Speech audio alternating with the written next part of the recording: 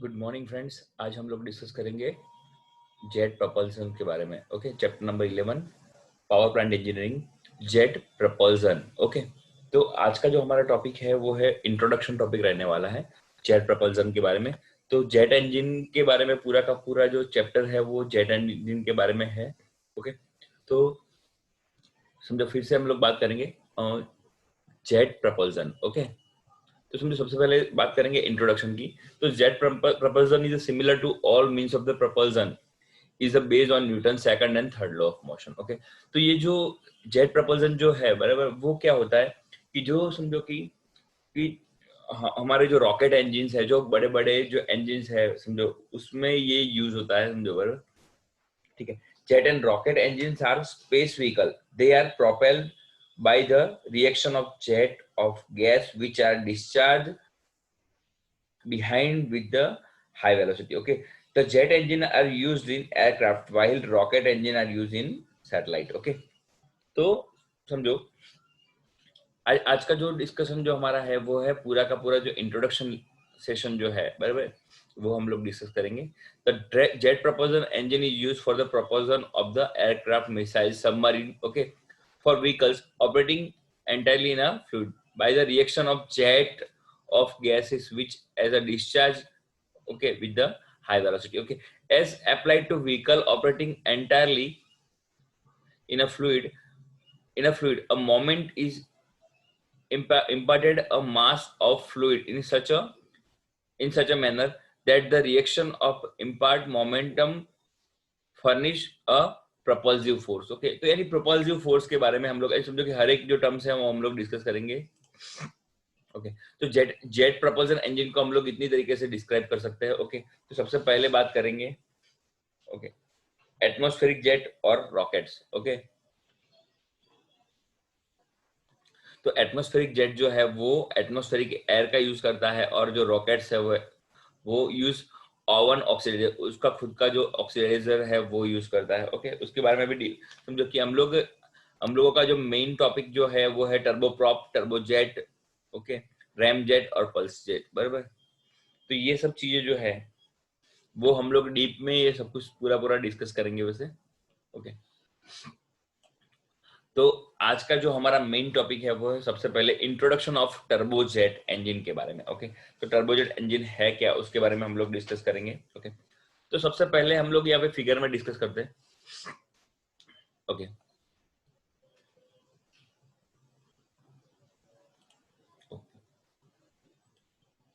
तो आज का जो टॉपिक है वो डिस्कस करेंगे टर्बोजेट इंजन।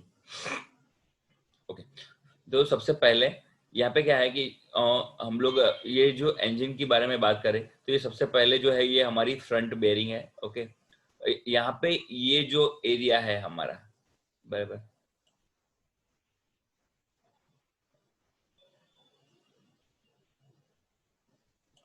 ये जो इनिशियल एरिया है जो हमारा बराबर वो हमारा है एटमॉस्फेरिक एयर इन। ओके, यहाँ से एटमॉस्फेरिक जो एयर है समझो कि जो हमारा ये पूरा का पूरा जो इंजन का मॉडल यहाँ पे जो दिया गया है बराबर, उसके बारे में बात करें हम लोग।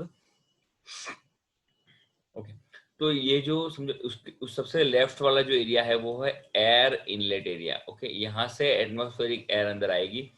कोई भी इंजन हो समझो उसको कंबशन के लिए एयर और फ्यूल की रिक्वायरमेंट होती है। ठीक है, एयर प्लस फ्यूल, ठीक है, उसकी रिक्वायरमेंट होती है। तो समझो कि ये टर्बोजेट इंजन है वो इतनी समझो कि बहुत ऊपर वाली हाइट पे वर्क करने वाला है, बहुत ही ऊपर समझो जैसे कि रॉकेट्स है। ओके, या तो ऐसी जगह पे समझो कि जहां पे समझो कि जो एयर है वो उसकी डेंसिटी बहुत कम होगी। ठीक है, तो यहाँ पे ये जो इनिशियल एरिया है जो है ये हमारा डिफ्यूजर एरिया है। समझो यहाँ पे डिफ्यूजर होता है, यहाँ पे हमारा डिफ्यूजर एरिया है। ठीक है, तो डिफ्यूजर का काम क्या है कि डिफ्यूजर का काम यह है कि जो प्रेशर जो है हमारा बराबर, उसको डिफ्यूजर क्या करता है, प्रेशर को हाई करता है और काइनेटिक एनर्जी है उसको समझो कि लो करता है। ठीक है, तो यहाँ पे जो डिफ्यूजर ये जो एरिया है यहाँ पे एयर इनलेट एरिया, वहां पे हमारा प्रेशर जो है वो इंक्रीज होने वाला है यहाँ पे, और जो काइनेटिक एनर्जी है वो काइनेटिक एनर्जी डिक्रीज होती है। ठीक है, डिफ्यूजर एरिया में हमारी काइनेटिक एनर्जी जो है वो डिक्रीज होती है। ठीक है, तो ये यहाँ पे हमारा प्रेशर इनलेट होता है, समझो प्रेशर जो है वो हाई होता है और काइनेटिक एनर्जी हमारी डिक्रीज होती है, ठीक है। डिफ्यूजर के सीधा तुरंत बाद ही सीधा हमारा ये जो एरिया है वो है कंप्रेसर एरिया, हमारा ये वाला जो एरिया है,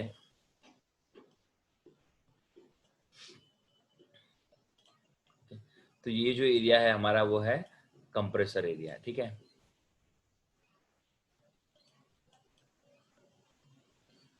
ओके, तो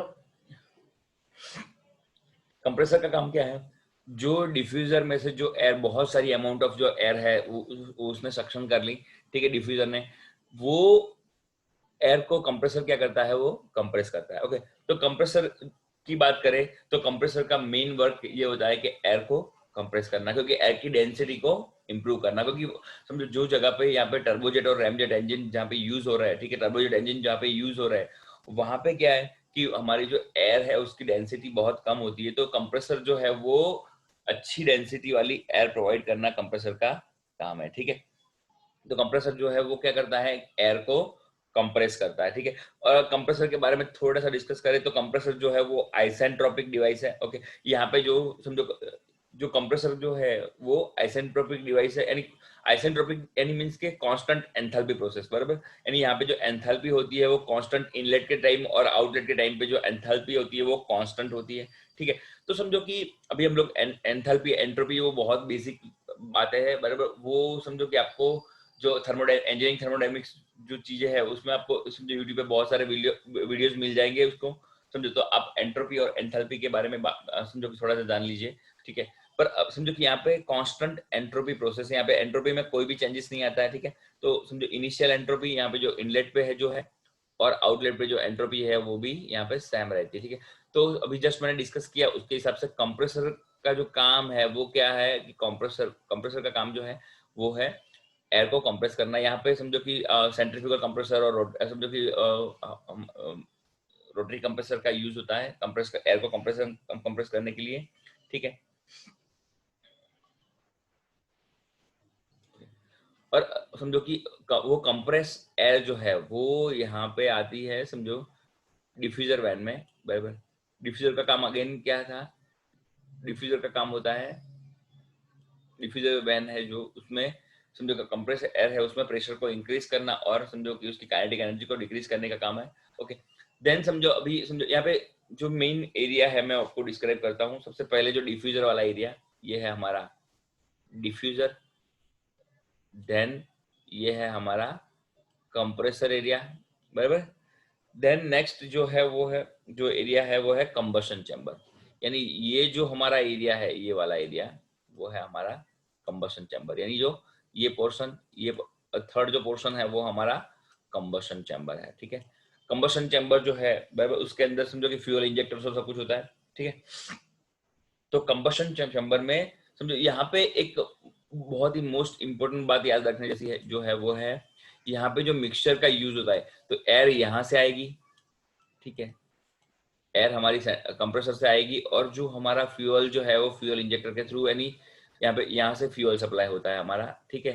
तो एयर प्लस फ्यूल का जो मिक्सचर होता है यहाँ पे बराबर वो कंबशन चैम्बर में समझो कि इग्नाइट होता है, ठीक है। तो समझो कि कंबशन चैम्बर में जो यहाँ पे मिक्सचर हम लोग यूज कर रहे हैं वो यहाँ पे लीन मिक्सचर यूज कर रहे हैं, बहुत ही लीन मिक्सचर का यूज करते हैं। तो लीन मिक्सचर का मतलब क्या होता है, यानी बहुत ही कम मात्रा में बहुत ही कम अमाउंट में हम लोग यहाँ पे जो फ्यूल का यूज कर रहा है, ठीक है। तो समझो कि अगर हम लोग एक बात करूं मैं एक एग्जांपल के थ्रू कि समझो कि 1% हम लोग फ्यूल यूज कर रहे हैं तो उसके सामने हम लोग 50% जितनी हम लोग एयर का यूज कर रहे हैं, ठीक है। यानी यहाँ पे जो मिक्सचर है एयर प्लस फ्यूल का वो कम बहुत ही लीन मिक्सचर होता है, यानी समझो कि यहाँ पे बहुत ही कम अमाउंट ऑफ एयर की बहुत ही कम अमाउंट ऑफ समझो कि फ्यूल की जरूरत पड़ती है। तो समझो कि यहाँ पे हम लोग जो एयर है वो ज्यादा मात्रा में यूज करते हैं, इसलिए यहाँ पे जो मिक्सचर जो बन रहा है वो बहुत ही लीन मिक्सचर बन रहा है, ठीक है। और समझो कि उसके बाद में यहाँ पे जो नेक्स्ट जो यहाँ पे फ्यूल इंजेक्टर जो है वो फ्यूल को समझो कि फ्यूल एयर प्लस फ्यूल का जो मिक्सचर है वो बर्न होता है। देन आफ्टर जो यहाँ पे जो एरिया आएगा वो है टरबाइन एरिया, ठीक है। ये जो हमारा एरिया है वो, सॉरी, ये जो एरिया है वो हमारा टरबाइन एरिया है, ठीक है।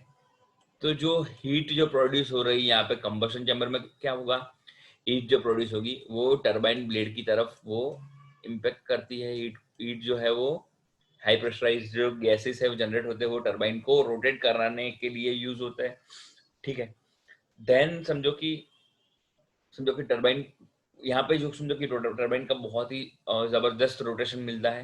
देन आफ्टर जो एग्जस्ट है, ठीक है, देन आफ्टर हमको एग्जस्ट मिलता है, ठीक है। जो एग्जस्ट है वो, अगेन बात करूँ यहाँ पे, तो वो आइसेंट्रोपिक प्रोसेस है, ठीक है। तो समझो कि the exhaust in the turbine are accelerate in the nozzle and the discharge to the surrounding to the produce the thrust to propeller to the aircraft, okay। तो जो एग्जस्ट है वो इतना जबरदस्त होता है यहाँ पे, ठीक है। एग्जस्ट गैसेस जो है वो एटमॉस्फेयर में एकदम समझो कि ये जो पीछे नोजल जैसा एरिया होता है, ठीक है, जेट ऑफ एग्जस्ट गैसेस यहाँ पे जेट निकलती है, उसके कारण समझो कि थ्रस्ट प्रोड्यूस होता है, समझो यानी बाहर से यहाँ से ये एरिया में से समझो कि बहुत ही जबरदस्त समझो कि जेट निकलती है, और जेट के कारण हमको क्या मिलता है, थ्रस्ट मिलता है। तो जो हमारा इंजन है वो आगे की तरफ समझो कि वो मूवमेंट करता है, ठीक है। तो ये पूरी की पूरी जो सिस्टम है वो टर्बोजेट इंजन के, उसके बाद सबसे पहले हम लोग समझो हम लोग इनिशियली फिर से थोड़ा एक पूरा कॉन्सेप्ट देख लेते हैं यहाँ पे।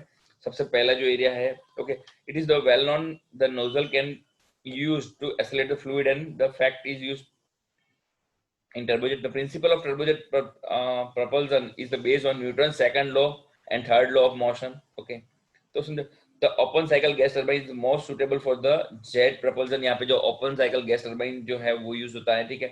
The working fluid is expanded in the turbine such that power develops is sufficient to drive only a compressor and auxiliary equipments, and the rest expansion is achieved in a nozzle which is placed after the turbine. Okay, तो यहाँ पे क्या होता है कि समझो कि जो यहाँ पे हम लोग टरबाइन में जो भी पावर प्रोड्यूस कर रहे हैं, यहाँ पे समझो टरबाइन में जो पावर हम जो प्रोड्यूस होता है उसमें से बहुत ही समझो कि उसमें से 80% जो पावर है वो यहाँ पे कंप्रेसर को ड्राइव करने के लिए, समझो कंप्रेसर को चलाने के लिए वो पावर समझो यानी ऑलमोस्ट सबसे समझो कि बहुत ही ज्यादा अमाउंट ऑफ पावर जो है टरबाइन का, मोस्ट ऑफ पावर जो है वो कंप्रेसर को रोटेट कराने में और चलाने में यूज हो जाता है, ठीक है। ओके, तो ये पूरा का पूरा कॉन्सेप्ट जो है वो है टर्बोजेट इंजन का है। ओके, फिर से मैं बात कर लूँ अभी। ओके, यहाँ से हमारी समझो कि एयर इनलेट है ये, ठीक है। यहाँ पे काइनेटिक एनर्जी जो है वो डिक्रीज होती है और समझो कि यहाँ पे प्रेशर एनर्जी इंक्रीज होती है। देन जो एयर सक्शन होती है वो यहाँ पे कंप्रेसर में आती है। देन कंप्रेसर क्या करता है, वो एयर को कंप्रेस करता है और उसको कंबशन चैम्बर में भेजता है, ठीक है। देन कंबशन चैम्बर का काम क्या है, एयर प्लस फ्यूल का जो मिक्सचर है वो यहाँ पे बनाता है। एयर प्लस फ्यूल का मिक्सचर जो, तो एयर जो यहाँ से हमारी कंप्रेसर में से आई वो एयर और फ्यूल जो है वो बाहर से यहाँ पे इंजेक्ट किया जाता है, ठीक है। तो जो फ्यूल इंजेक्ट किया जाता है यहाँ पे बहुत ही लीन मिक्सचर होता है, ठीक है। लीन मिक्सचर यानी बहुत ही समझो कि एयर की अमाउंट ज्यादा हो और जो हमारा फ्यूल का अमाउंट बहुत कम हो, उसको लीन मिक्सचर बोलते हैं। देन उसके कंबशन चैम्बर में क्या होता है कि जो हमारा जो एयर प्लस फ्यूल का जो मिक्सचर है वो कंबशन उसमें होता है और हीट प्रोड्यूस होती है। जो समझो जो हाई प्रेशराइज और हाई हाई काइनेटिक एनर्जी वाले जो समझो कि गैसेस प्रोड्यूस होते हैं उसको टरबाइन में भेजा जाता है, ठीक है। और टरबाइन में से कुछ पावर प्रोड्यूस होता है, वो पावर का यूज हम लोग यहाँ पे फिर से जो हमारा कंप्रेसर है उसको चलाने में यूज करते हैं। देन जो समझो कि हॉट गैसेस जो है उसकी जेट हमको यहाँ पे एग्जॉस्ट में मिलती है, ठीक है। वो हॉट गैसेस की जेट है वो थ्रस्ट प्रोड्यूस करती है, यानी समझो कि ये पूरा का पूरा टर्बोजेट इंजन का कॉन्सेप्ट था। ओके, तो अभी हम लोग कुछ एडवांटेजेस और डिसएडवांटेजेस की बात करते हैं turbojet, okay, jet propulsion over the other system की बात करें। ओके, तो यहाँ पे लो स्पेसिफिक वेट है। The specific weight of the jet propulsion is 1/4 और 1/2 ऑफ द रेसिप्रोकेटिंग इंजन। तो यहाँ पे जो रेसिप्रोकेटिंग इंजन जो है उससे हमारी जो है वो स्पेसिफिक वेट है वो 1/4 होता है और 1/2 होता है। No unbalanced forces, okay. Then समझो कि यहाँ पे जो unbalanced forces are there are no reciprocate, यहाँ पे क्या कुछ भी रेसिप्रोकेटिंग पार्ट नहीं है, तो यहाँ पे अनबैलेंस्ड फोर्सेस जनरेट नहीं होते, ओके। स्मॉल फ्रंटल एरिया, तो यहाँ पे जो समझो कि the frontal area of jet propeller is less 1/4 of that reciprocating engine से 1/4 होता है। ओके ओके, पावर आउटपुट में कोई रिस्ट्रिक्शन नहीं होता है। ओके, देन बात करते हैं हाई स्पीड। तो यहाँ पे 800 किलोमीटर पर आवर की हम लोग स्पीड जनरेट कर सकते हैं। Okay, speed of IC engine driven aircraft is limited to 800 kilometre पर hour. Okay, in jet propulsor higher speed can be obtain। Okay, इस यानी समझो कि आईसी इंजन में हो 800 किलोमीटर पर आवर से ज्यादा हम लोग स्पीड हम लोग अचीव नहीं कर पाते एयरक्राफ्ट में। ओके, तो यहाँ पे हम लोग ज्यादा स्पीड अचीव कर पाते हैं। Neither lubrication nor radiators required. Okay, तो लुब्रिकेशन और रेडिएटर की रिक्वायरमेंट नहीं होती है। Then high efficiency. Okay, continuous combustion यहाँ पे पॉसिबल है। ओके, तो समझो कि जो पीक और fluctuating pressure do not occur. Okay, यहाँ पे हम लोग कंटिन्यूअस पावर प्रोड्यूस कर सकते हैं। अभी डिसएडवांटेजेस की बात करें तो प्लांट इज वेरी नॉइसी और materials are costly and life is shorter. यहाँ पे जो मटेरियल लाइफ जो है वो बहुत ही कम है, प्लांट बहुत ही महंगा है और मटेरियल्स बहुत कॉस्टली है। Okay, okay. At the low altitude, the low pressure, the fuel consumption is a higher than reciprocating engine। यहाँ पे higher fuel consumption है reciprocating engine से ज्यादा। okay, this result in lower thermal efficiency। यहाँ पे जो thermal efficiency है वो बहुत ही कम है। okay, तो ये कुछ advantages और disadvantages थे। okay, okay. और आज के लिए इतना काफी है। okay, thank you friends।